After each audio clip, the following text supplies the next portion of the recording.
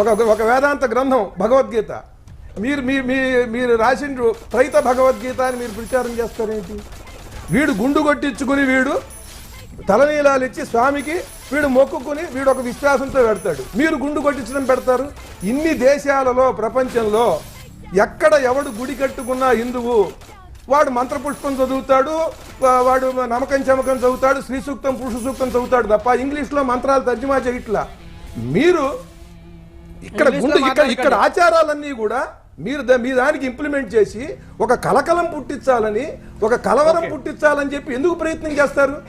ఏమండి, మీరు యోగాసనాలు వేయొద్దంటారా? యోగాసనాలతో అనేకమైనటువంటి రుగ్మతలన్నీ, మానసిక రుగ్మతలు, శారీరక రోగాలు అన్ని తగ్గుతుంటే దానికి మీరు పిలిపిస్తారు యోగాసనాలు వేయొద్దు అని. అంటే నాగాలాండ్ బాప్టిస్ట్ చర్చ్ కౌన్సిల్ ఇచ్చిన పిలుపు. నేను యోగా చేస్తాను